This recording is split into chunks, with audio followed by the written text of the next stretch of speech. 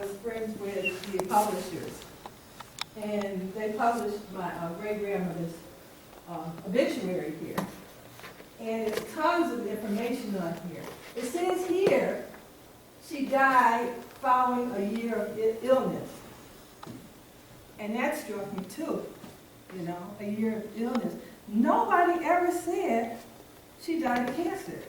And you know, when you're young, you're sitting there and you're listening to the old folks talking and stuff. Nobody ever said, but when you think about the time, in 1955, cancer wasn't really spoken. It was almost like you had AIDS now. Nobody spoke about cancer.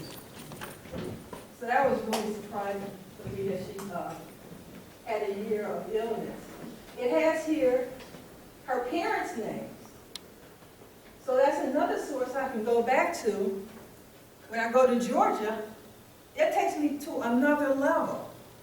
And then when you think of her parents and her age, her parents were definitely enslaved, unless they were people of color. So that's something else for me to look into. And it says her church home here, and it says that the body was shipped to Detroit, and she was survived by 2 daughters. Now, when I look over her census records, I cannot find any trace of my family, her and her husband and children, in 1900. And this goes back to history. When I did the history of Macon, Georgia, there was a major flood in East Macon, Georgia, where they lived. So a lot of people were displaced, pretty much like Katrina. So now I have to figure out, well, okay, where did these people go? In 1910, she's living with her husband and 5 daughters, and it lists in the census she gave birth to 11 children. But there's only 5 children living. What happened to those other children is something I have to find out. In the 1920 census, she's widowed, and she's living with her oldest daughter's family, which is my grandmother, in Georgia. But between 1910 and 1920, I can't find her husband, my great-grandfather. What happened? You know, it says now, when I looked at the 1920 census, I was kind of happy to see she was widowed, because it meant that he didn't just run off and leave her. Okay. So that gives me another way to try to find him. In 1930, she's living with her second oldest daughter in Detroit. By 1940, she's living just with her son-in-law, because her daughter that she was living with died earlier in 1940.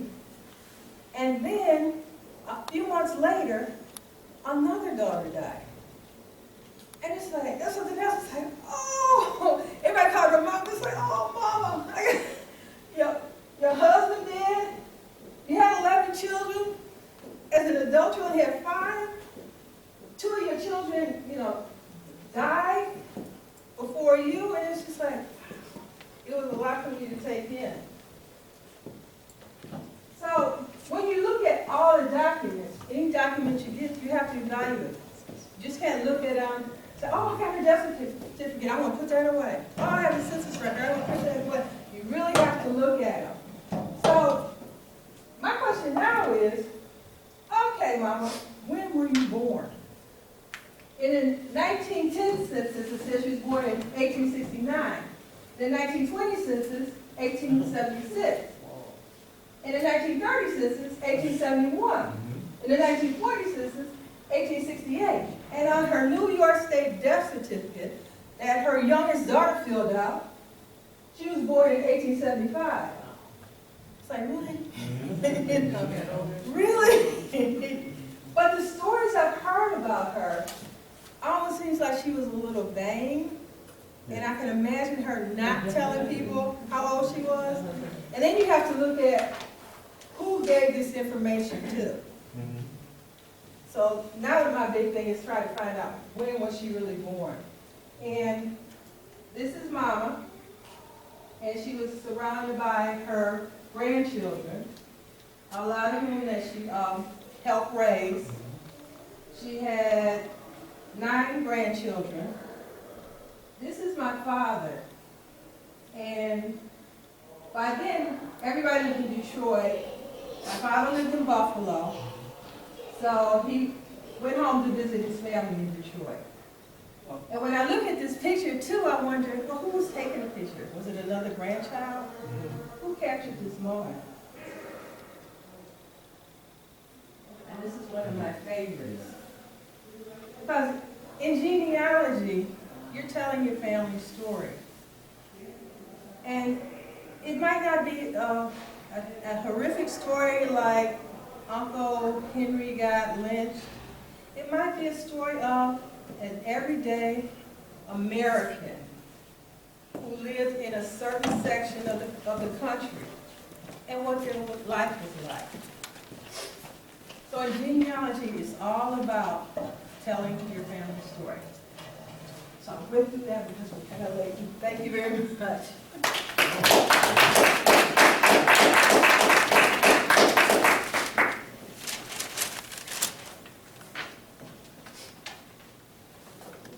I'm going to, I think, backtrack.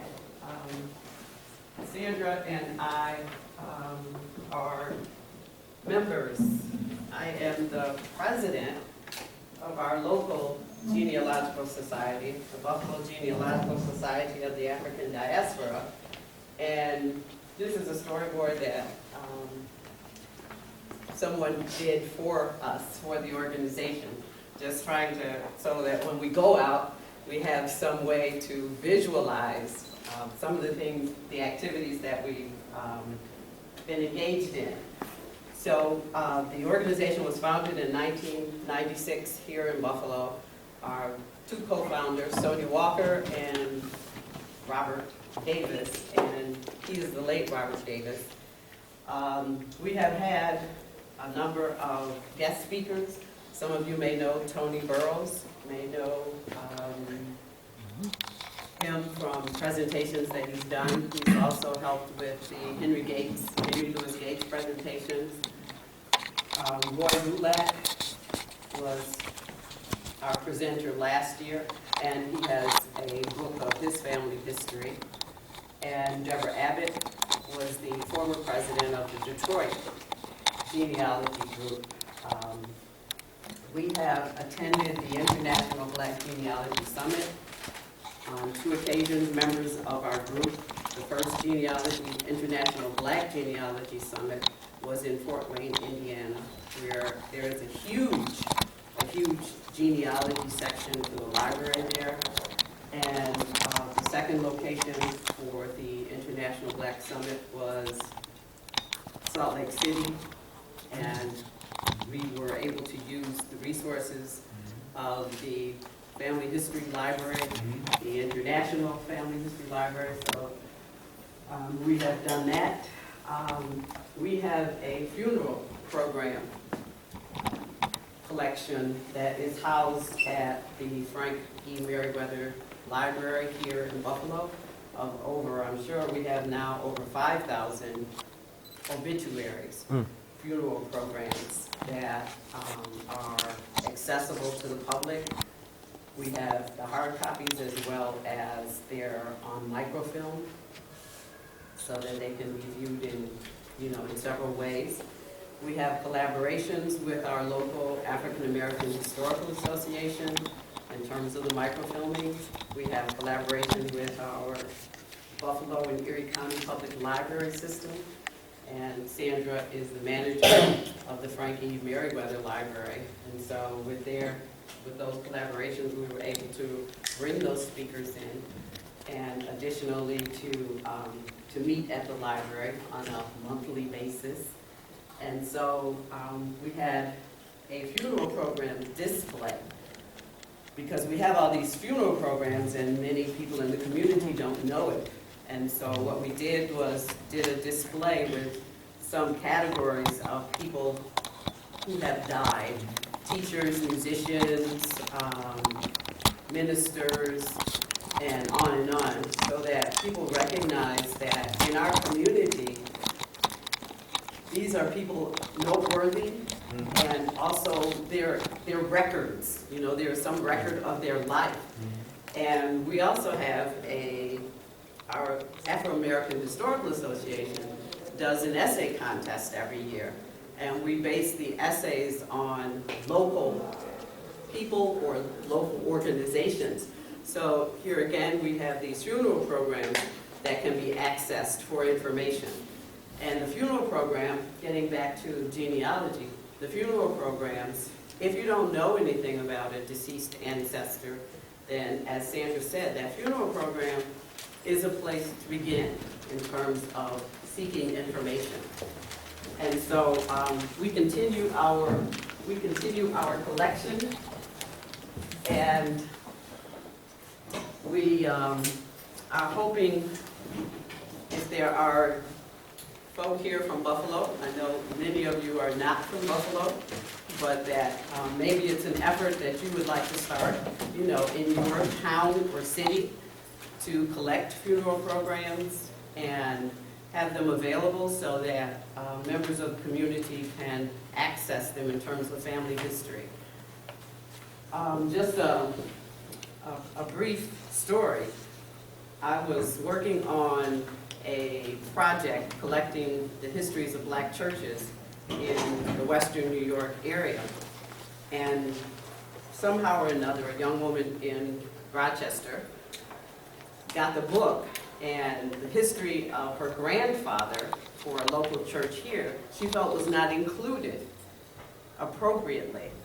And so she emailed me and said, my grandfather is not included in this church history. And I said, well, we didn't write the church history. You need to contact the church. And so she said, but this is the history that they have published. And I said, well, yes, but you still need to contact the church. So what she did, she and a sibling, what she did was what Sandra just showed you. She did her family history.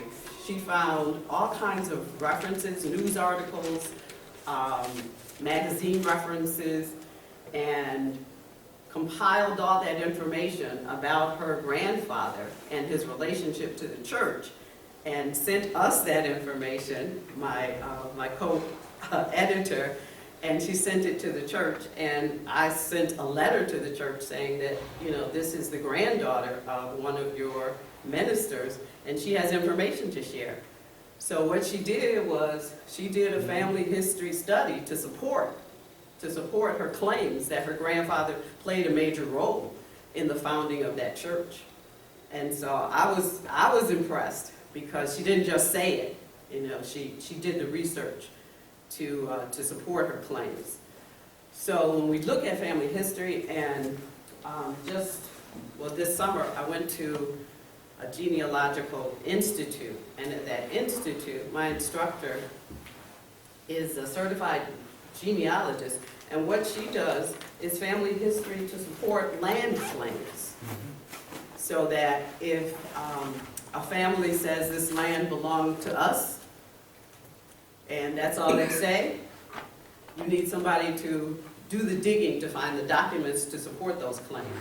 So genealogy is not just about finding your family, but also there are legal concerns in terms of being able to support land claims and military and other kinds of benefits that can be developed as a result of the genealogical searches that are done. So, that being said, I didn't print or bring enough brochures. I thought maybe we'd have 10 or so. And so what I do have, though, are just a brochure about our local group with information. So I won't be the one to say who doesn't get one. I'll just put them here. Do you have a website now? We are on Facebook. Okay. Yes, we're on Facebook. We do have a Facebook page, and we have an email address if you're interested. So I just wanted to talk about, I think, some of the things that you can use, resources that you can use for doing family history. And I'll just pass these around so that you can take a brief look at them. These are, you can buy these. The first one is Finding Female Ancestors. And oftentimes females, looking for females is more difficult than males because of the maiden name. And if you don't know the maiden name of your ancestor, then that makes it a little bit more difficult oftentimes. So this is one, and I'll pass that around. This is the Historical Biographer's Guide to Finding People in Databases and Indexes, the Historical Biographer's Guide to Individual Problem Analysis, a strategic plan, citing online African American historical resources and African American genealogy research. So these are just really summaries of the kinds of research that you can do. And if you want to, I'll just pass a couple of them, you can pass them all around so that you can look at them. It's just kind of in a nutshell. When you look online, oftentimes there is so much information that you're just boggled. You don't know where to start, you don't know where to go, what to do. So that is one way of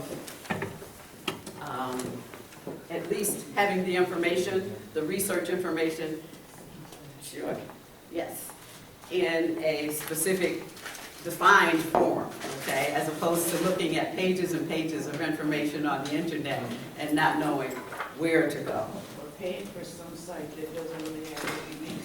Exactly, exactly, because there are paid and free resources. And locally, at our public library, there is access to Ancestry.com, which is a paid site, but the library has it for free if you use it in the library. So I don't know about it in other places, if it's also free in the local library. FamilySearch.org is a free resource, and that's the Mormon site, the Church of the Latter-day Saints. And some people have an aversion to using that particular site, but it's free, and they do have the largest repository of records. FamilySearch.org is the website, www.familysearch.org. It's free, and I have been able to locate information on Family Search that I'm paying for Ancestry.com, and the information is not there. So it's necessary to search a variety of sources, not just one, and thinking that all your information is going to be located in one source, in one place. So FamilySearch.org, Afrogenius, and the wonderful thing, now that we have, some of us have moved into Facebook, because I know a lot of us of a certain age thought that Facebook was just for young people. But on Facebook, there are so many sites for genealogy. If you just typed in genealogy in terms of a site, you would come up with so many resources for genealogy on Facebook. And oftentimes, Sandra, oh, okay, I was going to ask her. Oftentimes, people put queries. Ask a question. This is a document that I have, and those answers are given on Facebook. Again, no charge. You know, it's a free site also. So if you're not on Facebook, think about it as a place that you can go for research. All right, you don't have to get into the foolishness, because that's what a lot of people of a certain age think, that Facebook is all about foolishness. But there's such a wealth of information on Facebook.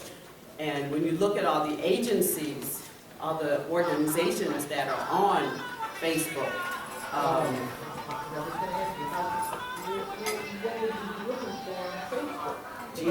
if you just do a search for genealogy, you will get all kinds of resources.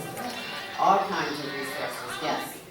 And those resources will link you to blogs that other genealogists are writing blogs, giving information. And again, like I said, searching for information. You have a question about a document or where to search, you can post a question and you'll certainly get a variety of answers. So it's a great place for that. It's a great place for that. So I said Family Search, Afrogenius, Ancestry is a paid subscriber service. So you don't necessarily want to do Ancestry. And let me just go back and talk about, if you've not done, how many of you have been engaged in any genealogy, have done some work? Okay, all right. And those of you who have done work, just tell me, where did you start? Yes. Well, my father was very interested, and he had started a big chart. And then after he passed, I started with Ancestry.com. But that's as far as I've gotten. Okay. And? I did Ancestry.com I did a matrilineal search to ascertain, and I came to a roadblock, but I wanted to ascertain information specifically on my mother's side. Who else? Yes? No, I actually started coming to a group here in Buffalo, Yes. because I just always had a interest in my family history, and we recently, in the last 10 years, started doing family reunions. So it was a result of that. And then I heard about the group in Buffalo, and it turns out a lot of you people are from the same hometown and state that I'm from. So it has really, you've been a real support to me to try to convince family members at family reunions, to come on, let's do it. It's slow, but I thank you for being a group and being so giving of information and doing what you all do. And that collecting of the obituaries, oh my God. I sent 2 people who had tons of them to you. Okay. So you do. And we have we have tons I know of you them. do. I know you do. You all are doing great work. Thank you, thank you. And who else has done? Yes? My research actually started pre-internet in the early 80s. I had a great aunt who was born in, I think she was born in 1896. And she started me on that journey, and she got me 2 generations prior to her. And then I was young then, and then I dropped it, then I picked it up, and then I dropped it again. And then I did the Ancestry.com, the website that you mentioned, the FamilySearch.org. So I've done a myriad amount of search. I've gotten 2 lines back to 1800 on both sides of my family so far. So. Terry, was your hand? No. No, okay. Was your hand? No, okay. Anyone else? Yes? Went to a genealogy conference in Rochester, New York, which was hosted by Diane Shelford. She provided us with a lot of material to do searches on different websites and another. But most of my searches began with a lot of obituaries that my mom and father came with. I know so much information. It's a lot of work and information to put the tree together. So I'm still continuing. And know that, yes, okay. All right, we're gonna wrap it up a little bit.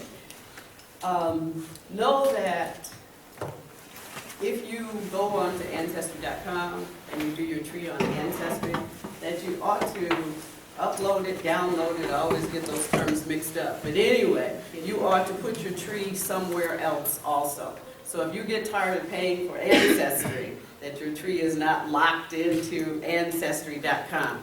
So there are free sites. There are free sites where you can post your tree, and there is also software, genealogy software, that you can use to create your own tree so that no one has it hostage, okay? Just because you're not paying for the service anymore.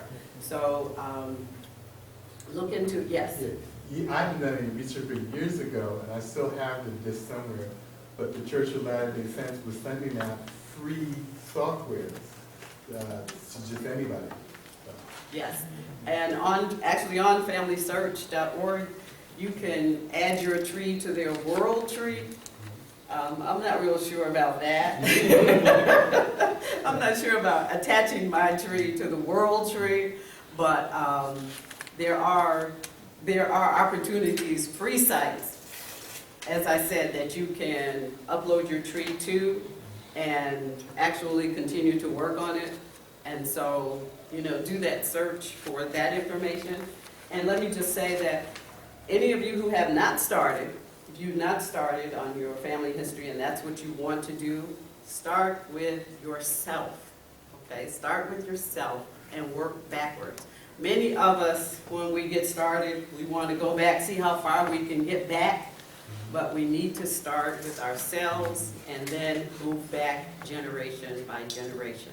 If you have relatives, your parents, your grandparents are still living, then you need to interview them. You need to interview them and either do transcription, transcribe those interviews, videotape, but get their stories so that you have that information. I had a cousin who died last year at 98, and every time I went to South Carolina, I'm a South Carolinian, there's lots of us in Buffalo. But every time I went to South Carolina to visit family, I went and sat with cousin Odessa so I could get some of the information that she had. And so when our ancestors died, and we said, oh, I wish I had gone to talk to them. So don't let that be your story. As I said, even your parents, if you still have living parents, grandparents, talk to them, get their stories. And we know that some of our ancestors say, our living ancestors say, that's not anything I want to talk about. You don't need to know that. So you don't go in and say, I wanted to know all our family history. But you say, you know, I wonder, what was life like when you were a little girl or when you were a little boy? You know, like warm up to them so that, you know, they start telling their stories, and before they know it, you know, they've shared this information that you really want, because many of them are not forthcoming. They're from generations where it was adult, you know, those were adult conversations. Those were not conversations meant for children. And so they still think of you as that, you're that child, so that is not your information. So I just have some, two different forms. One is a family record sheet where you could start with yourself, write your information down, or write your parents' information down. And another information that deals with sources. What do you have? What information do you have already? And I just brought these. These are local papers, like the papers in the supermarket. They're probably in every supermarket, right? Where you have these papers and you think there's nothing in them. Well, there's two. This one is Forever Young, and it has genealogy column. This one is after50.com, and it has a genealogy column. So even though they're not African American genealogies, until you get to slavery, the searches are the same. You're looking for the same information. So I just tear them out and take them to our meetings, because it's something quick you can read again. Instead of going online and finding these long, long pages of articles, you can read this and say, okay, maybe I could do that. I could do that. So another resource for you. So I did not introduce myself. I am Dr. Sharon Amos. I'm the president of our local genealogy society, and thank you for your time.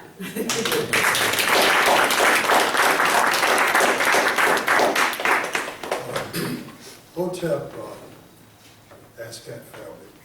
It's a great honor to be here. Do I have permission to speak? Thank you. What I'd like to do, first of all, talk about technology, is I'd like to meditate on a song. Pass that up, please. And Sister Terry Chalker Humphrey told me about this song just last week.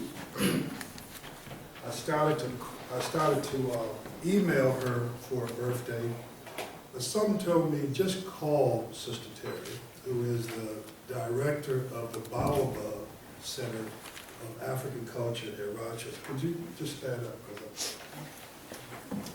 Thank you. And we also have a host of my Erie Community College students. Could you stand up? All the Erie Community College students, please.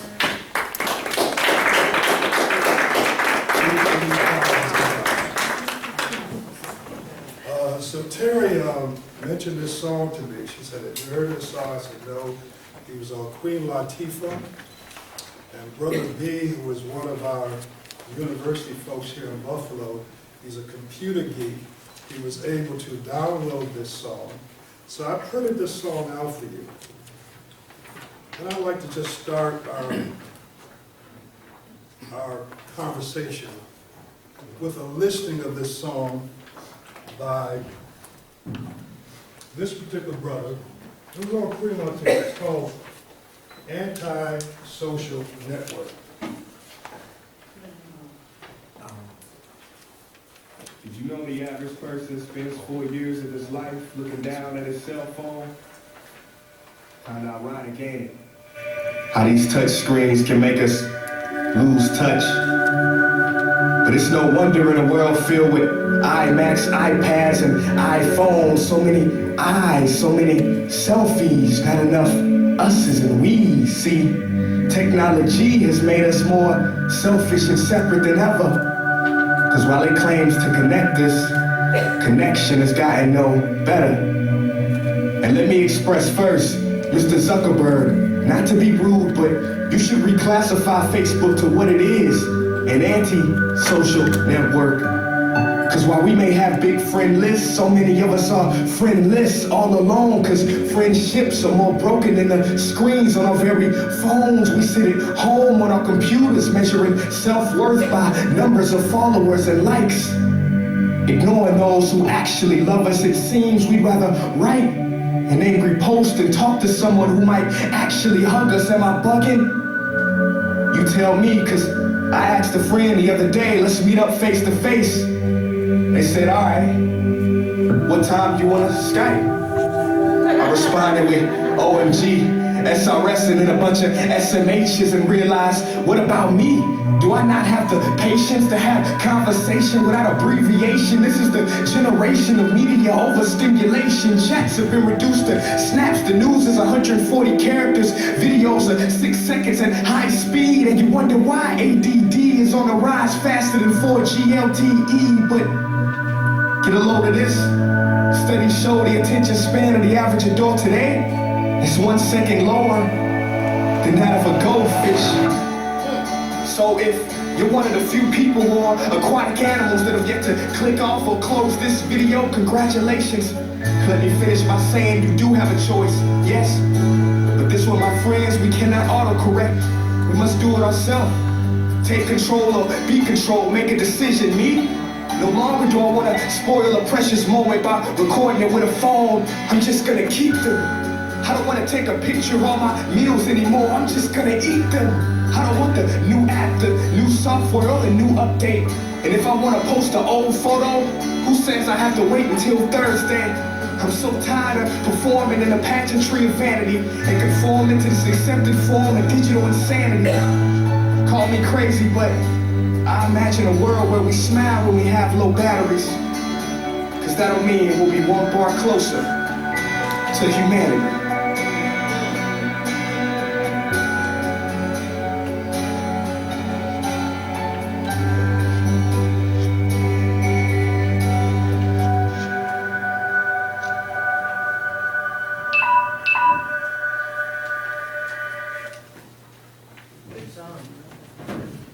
That was very interesting. I appreciate you for introducing me to that particular song. Just to introduce this conversation. And this is Because I like somebody think from this, Buffalo. Oh, yeah. this is generational millennials. This is exactly where they're at. This is where this guy's at, which I think is a very, very interesting image of where too many folks are at with this social media. This is an interesting book. I taught history and technology for some time, and this is one of the most interesting books I've ever come across. It deals with the strong relationship between warfare and technology. And you notice the little, and I have this on my handout, of the 3,000 plus years of Western recorded history, only 268 have been free of war. tells you something about science and technology.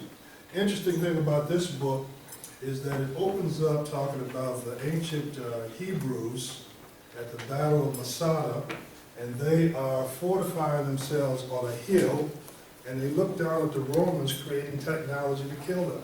Some of you know the Battle of Masada, that they committed suicide rather than be killed by the technology. Very interesting book.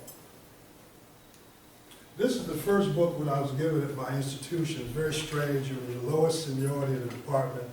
They said, Mr. Cosby, you have to teach history and technology. I said, that's not my area. My area is African American Studies in Africa. I said, we don't care. Automobile technology needs a course. Here's the book. So what that did for me is it forced me to retool and study technology in order to teach this course. Now, what I did not like about this particular book is that it was sort of concentrated on American technology. Eli Whitney and the American form of manufacturing. So it was really, really too narrow. So I wanted to broaden the conversation. One interesting feature of this book is where the word technology comes from. This was first used by a professor in the United States, 1829. And if you notice the structure of the word technology, very similar to the structure of the word biology. You know, logos means study. So when you say biology, you may say study of life. Say sociology, study of groups. But when you say technology, it doesn't necessarily mean study of technology. So there's a very interesting misusage of the word technology that sort of obscures who we are as human beings. So a lot of people do not really like this word because it obscures techniques and methodology. So like there's a method to us coming together in this room. There is a methodology in the way people design things. The first great technology, of course, is the mind itself, which I'll talk about later. But you bear in mind that this is a false usage of the word technology. It's not studying technology. This explains how the word got confused. And I have that on my sheet. This is an image that I extracted out of the book, and Brother Amun-Ra helped me expand this image. And Amun-Ra, a master artist who's behind the camera, gave an interesting interpretation. So we had to sort of get into what this means. This is an ancient Egyptian spirit tree. In the philosophy of technology, there are two symbols, very important for philosophy. One is the tree, which stands for natural, organic, and the other one is the clock, which stands for mechanical. Two basic symbols of two approaches to technology. Now, if you were in your kinetic study group, how would you break this down? What would it mean to you? You're in your study group. What do you see in this picture? The tree of life. Tree of life? Yeah. Okay. What else? She got a weapon there. She got a weapon. In her hand. She got a knife in her hand. She got a knife? It looked like a dagger or something. Amun-Ra and I came up with, she has a cutler in her hand. What does that mean? What does it mean it's in her right hand, not the left hand? Peel the fruit. Prepared to use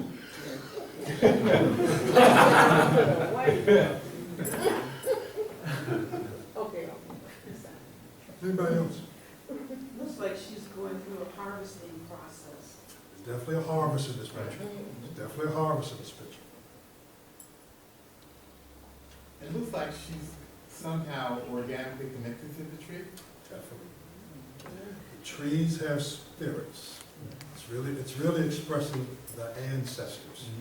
It's a link to the ancestors of this world and the next one. What else do we see? The analogy, I think, would be as spoken if it being the tree of life, it being forbidden to eat from, her behavior seems to be in a sense of disobedience. You're talking about the King James Version of the Yeah, Bible. that's right.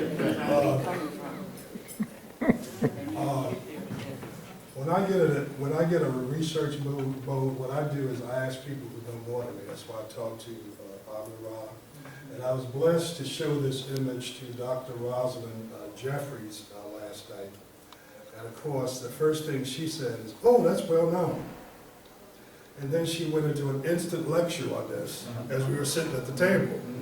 And she went into cosmograms, and she went into the cows, and she went into, and about 10 minutes into it, as she was looking at me, I think she said, "You know, I don't want to overwhelm this brother."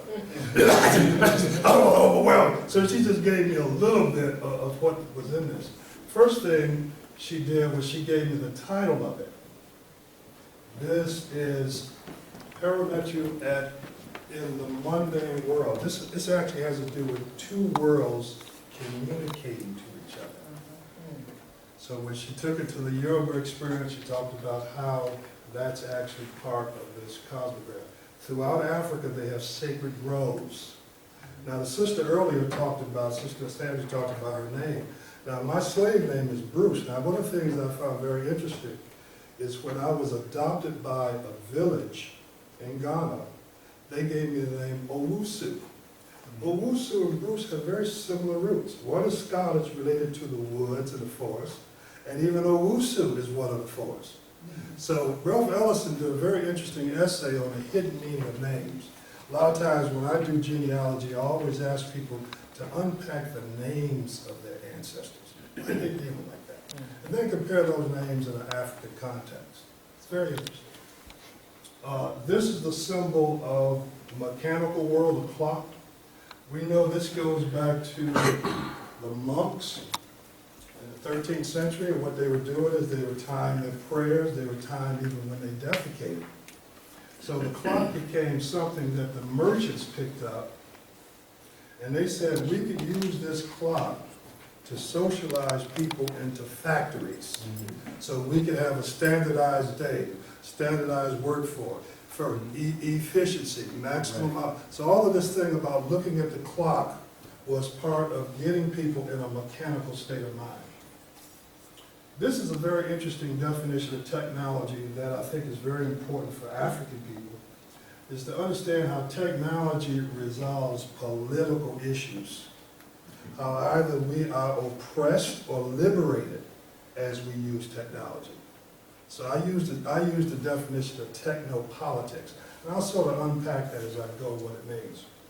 Give one example. Robert Moses, very important person in New York State.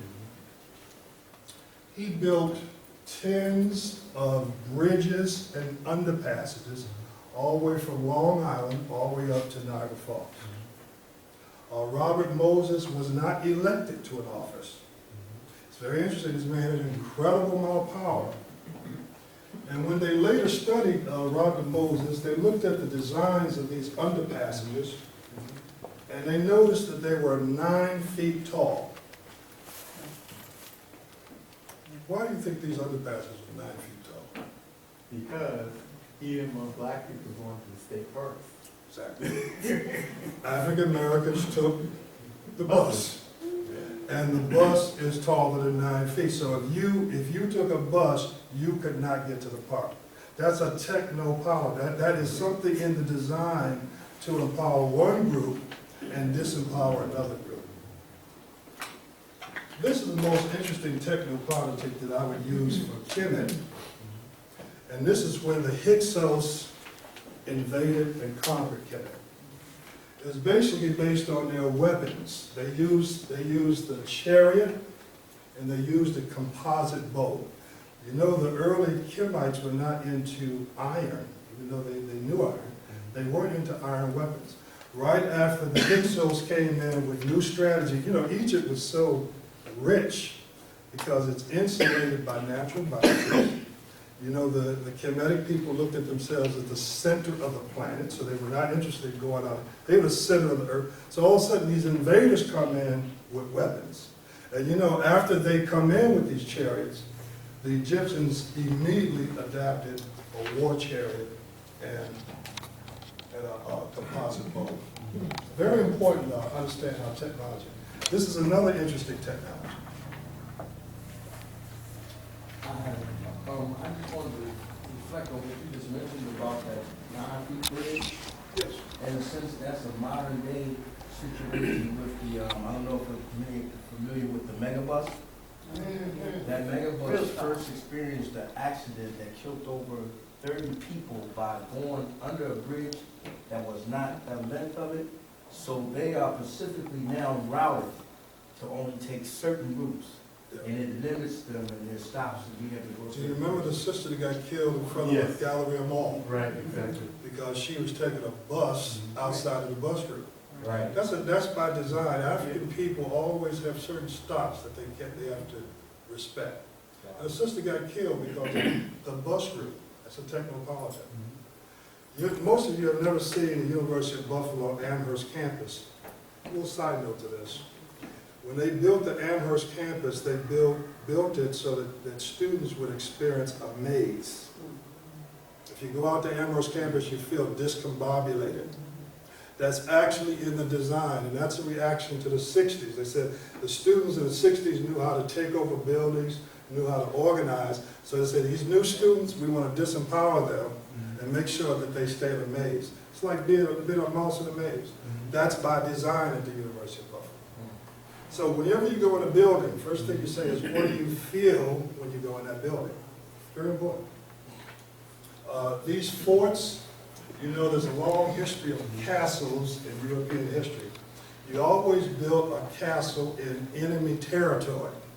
So when the Europeans came into Africa, building so-called castles, they had a design to fortify their interests and later to create naval bases during colonialism. There's a lot we could say about that.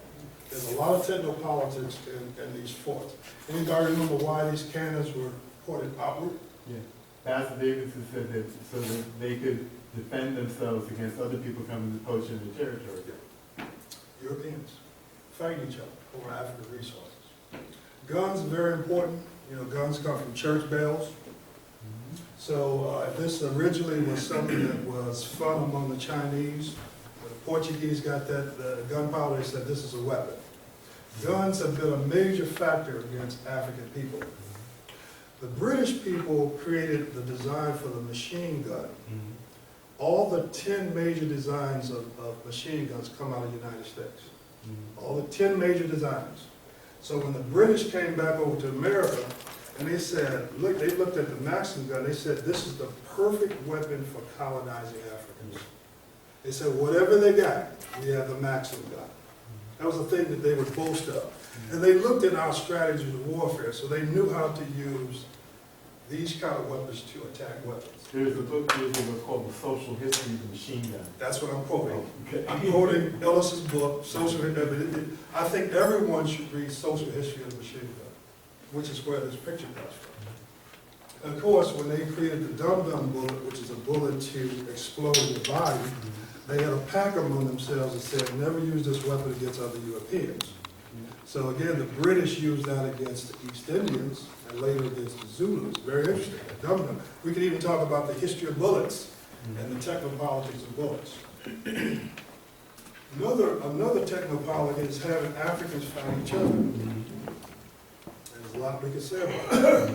So they always looked at the interior of Africa, they looked at traditional leadership, and they made sure that they would empower a group to attack traditional leadership over and over and over. Sometimes they use Jamaicans to attack Ghanaians. Okay? So a lot of times, this is why Walter Rodney says, we never got the big picture. The real problem not getting the big picture.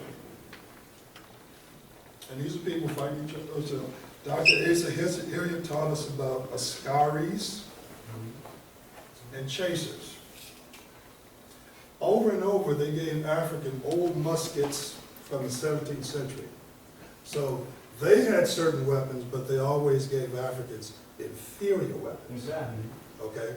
So there's a whole technopolitic of that. This here is the Panopticon. The Panopticon is a perfect prison. And I have this sort of written out on the handout because it gets really deep. This is a perfect prison developed by Jeremy Bentham, where you were in prison, but you could never see the prisoner. So you had the feeling of being watched, but you could never watch the watcher. So this is called panopticon. Comes from the word like panoramic. Somebody's looking at you everywhere.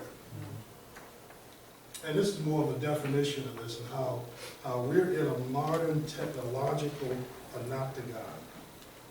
So Michel Foucault talks about technology watching us all the time. What do you think that is? It's panopticism. We're in a technological prison. This is something that I got note of by reading C.L.R. James' Modern Politics, classic book. C.L.R. James gave a series of lectures in Trinidad, and he told everyone to go out and watch this movie called Modern Times by Charlie Chaplin. This movie came out in 1932. This was a critique of working for Henry Ford. Remember, Henry Ford came up with the first car for $260. He paid the first people $5 a day. That's a big thing. But if you worked in one of those places, it did something to you. You see this movie, he has one scene where he's shaking like this. Now this is before carpal tunnel. The carpal tunnel was not a phrase in the 30s. This is where the boss, incidentally, the boss is reading comic strips as everybody else is working. Remember Dick Gregory always says this, rich people don't work. Come here, Dick Gregory always said, he said the rich people they don't work. So you see him reading comics as he has slave labor. I thought this was interesting. Yeah. What do you think of that? Yeah. It's the truth. It's the truth. Isn't that an interesting picture? Mad magazine. Alienation. We're alienated from self, nature, others. We have to be very careful of that. This is an expression of alienation. Yeah. This is a big business in Japan. Yeah. Talking to a robot as your child. Big business, $1,000 an hour. To talk to your grandchild. There's something alien. Now, a Mahatian point of view, obviously, need I say this? We need to communicate with people. Let's be fair. Communicate with people. And then with that, they have chairs that will hug you. Yes. And they say people feel better. It's amazing. It's a robot. De-skilling. There's a lot we can say about that. After 1865, there were 100,000 skilled artisans in the South. African Americans had tremendous skills. They were de-skilled by the time we get to 1910, 1920. So if you were a blacksmith, you had to face the forge. So we can talk about how these skills were lost. Another scene, again, it gets people that become cogs in the machine. Very famous scene. We have to be careful of cyborgs. Increasingly, they're putting mechanical devices in our bodies. You get of age, your doctor will say, look, this is a device I will implant in your body. It's hooked to a machine. And as I was mentioning to you the other day, there's a whole other discourse called Afrofuturism that they talk about this. The artificial life that's actually entering our bodies. Technological arrest, this is a phrase from Walter Rodney. The more Africans imported European trinkets, the more it destroyed their own artisans. Interesting thing I heard in the National ASCAC archives I was watching recently, one of the sisters gave a report on how the more Africans import European technology, the higher the rate of cancer. I mean, this is from the last. I said, wow, that's interesting. So I had to actually look that up. And I looked at the satellite dishes. These satellite dishes that we see TV through cause cancer. Those beams miss. And if you get close to them, they're emitting rays. So I thought that was interesting at the last ASCAC. Somebody said the more of these technologies that we embrace, the higher the rate of cancer. I thought that was an interesting study. What is the extent of a robot computer replacing your job? Right now, online teaching is getting ready to replace all freshman sophomore courses. Okay? So if you are a teacher and a teaching profession, you had better pay very close attention to technological changes. How do you engage users?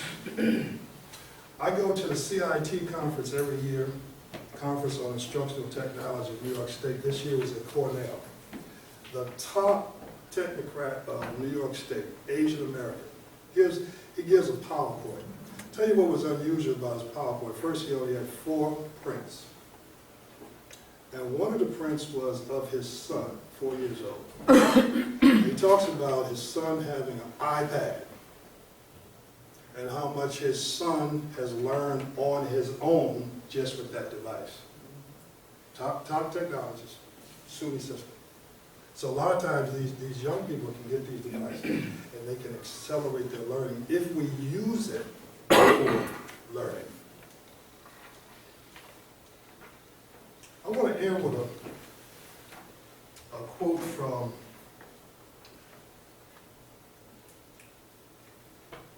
Dr. John Henry Clark.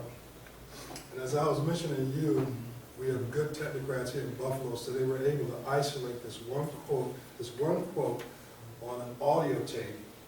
And this is a speech that Dr. Clark presented in 1993. And I'd like us to think about what Clark is saying. Of the decision for NAFTA, please, concerning black African Americans as well as the black. No, I think this is just another capitalist scheme to downgrade American labor and to make super profits for capitalism. And I think the rationale is a whole lot of good TV and radio jive. I don't hope for anything good to come out of it for us. Because we've lost so many of the basic jobs we used to sustain ourselves with and even send children to college. We've lost these jobs we don't even have anymore. Where will we work in the future? We're not mastering the new technology. There will be no need for us. We will become an obsolete people. Unless we master some of the new technology, nobody will need us, and we won't even need ourselves. We won't even know how to turn on the faucet in our own neighborhood. That's an absolute emergency. This is a technical and scientific age, and there's no use playing around with it. It's a computerized age. There's some things we need to learn immediately if we're going to survive, no matter where we are on this earth. The agrarian world is over. Even for the farmer, it is now highly technical. And I think the heartless capitalist is eliminating the American worker. He's anti-American worker because he don't want to pay the American worker a decent salary. Thank you very much. Thank you.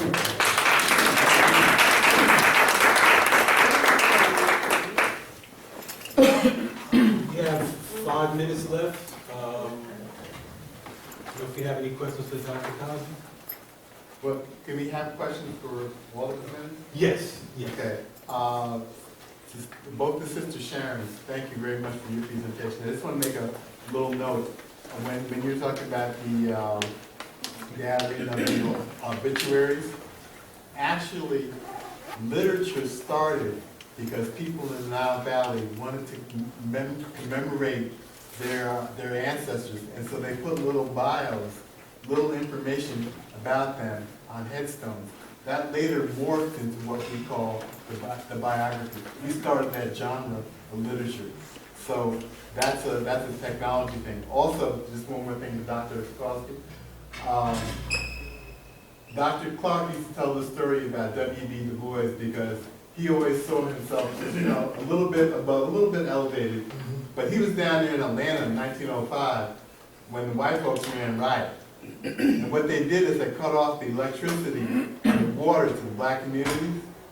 Well, he said those brothers, the pool hole types and this, that, he said they went down and they turned on the water, they climbed up the poles, they turned on the back electricity, they went in and made the stores, got people food. So he had a whole nother look on everyday black people. But those are people that were taking the technology in their hands to rescue our people. And when it comes to the spirit trees, Africans wrote notes to their ancestors and attached them to the trees. And of course, as our people practiced many of us had seashells in the South, where we would connect with our trees. Now what I do is I write a journal to my ancestors. So in many ways, I think of that as a modern way, and I thought about this last night when I spoke to Sister Rosalind. Writing a journal to your ancestors is a way of attaching notes to these ancestral spirit trees because the paper comes from wood. One of the things I didn't say about that image is that that's actually an image of reproduction. The sisters' dance downstairs is actually the dance that goes with that. So there's reproduction in that, and there's also, we showed a cutlet, but actually Dr. Jeffries told me she actually has water in her hand for a libation. And then there's another type of image where she has a musical instrument. So the whole thing about that is vibrations. So for the healing centers, that's where the Kenites have that.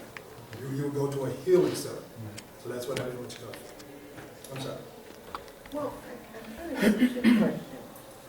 For you, my question is, in your opinion, what piece or device is the best, safest, and for people like me who are high-tech folks, but know that I have to, at some point interface with technology. I don't have. Oh, that's really easy. When you get in touch with your car and your log, your greatest technology is your divine mind. So if you look at most of the evidence of children being educated, it's adult interaction. Right. So you go into your own divinity, that will connect you with the young people. And I have a question for you, Dr. What I wanted to know about genealogy is there a site or is Facebook the place to go where you can do interactive with families, or nationwide? Or is there some other site that you can use that way? You can create your own.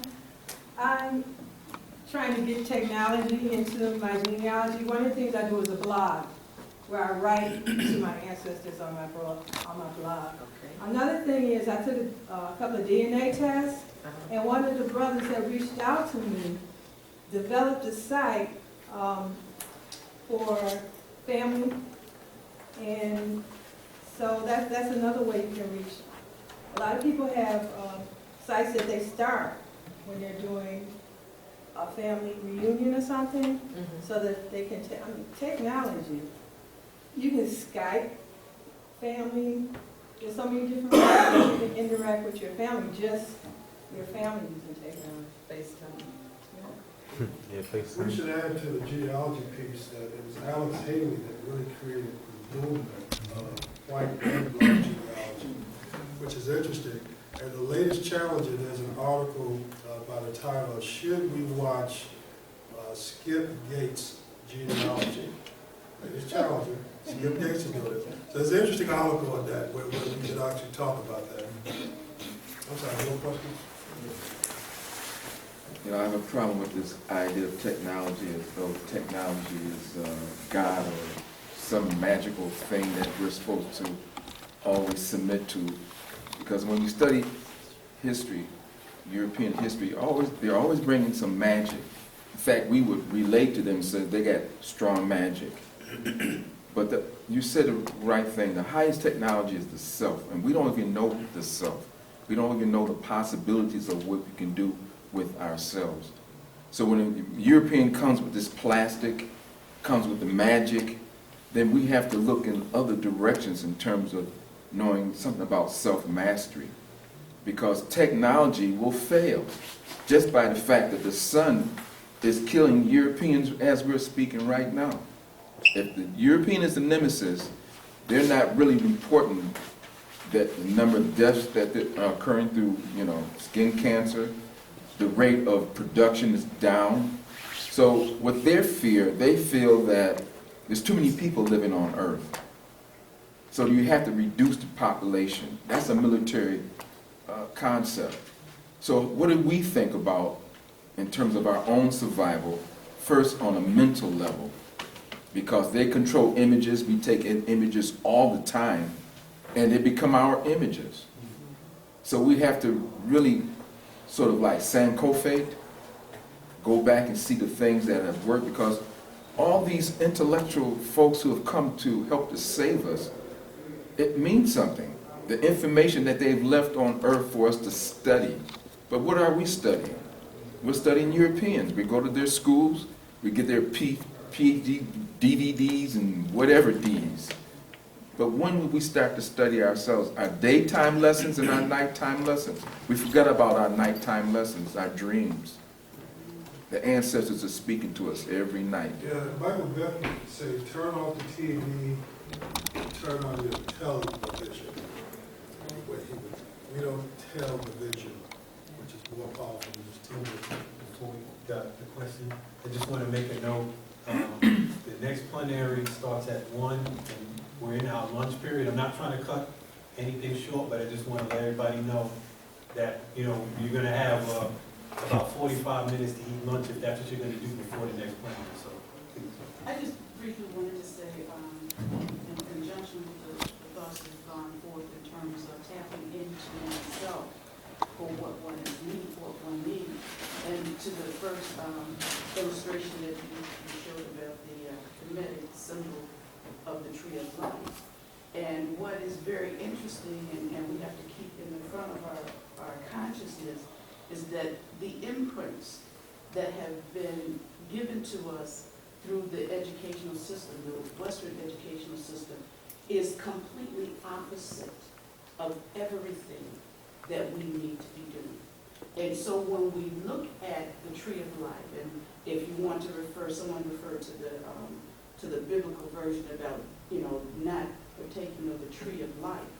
The reason that was such a horrible thing to do, or was taught to be a horrible thing to do, because the realization was if you understood the tree of life, then you would understand how much power one has. And that is all through the Christian religion in terms of, the 3 6s and all of that kind of stuff. Everything that they have demonized is actually talking about the power that the black man or woman possesses within their own being.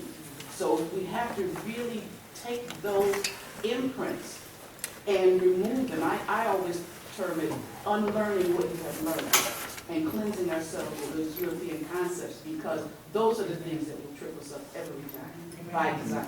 When Dr. Rosa Jeffries gave me my assignment last night, her root is actually a symbol of the woman. And it's the woman as mother, the woman as teacher, and the woman as lover. That's why when I really did a little study on it, adornment becomes part of that, and also dancing. So the dance and the music hits a vibration that gives us healing. That's what I thought of when I saw the sister dancing downstairs. It actually fit that image.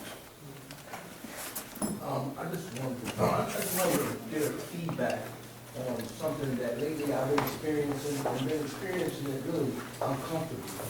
And that's a new form of racism. That's not a black and white thing, but it's actually of the majority of my kind that's here in America learning, and their outlook on those of like myself who've been raised and born here. It's like the same type of look I get from the white man, or treatment from the white man in a sense. And what I really was studying last week, actually it was last week, was of the king, the warrior from Ghana. The attitude he had towards the Koreans and the Chinese coming to Africa. Idi Amin. And the hate that was displayed to me of him and growing up like an evil, vicious man, was his idea of keeping the Chinese technology out of Africa seemed to would have spared us from losing the wealth of them and giving it and turning it over to the hands of those who come in and use us to fight against ourselves, to take over the wealth that was like. So let me say this, ASCAC family has been my love and my pleasure, but I want you to eat. Peace and love.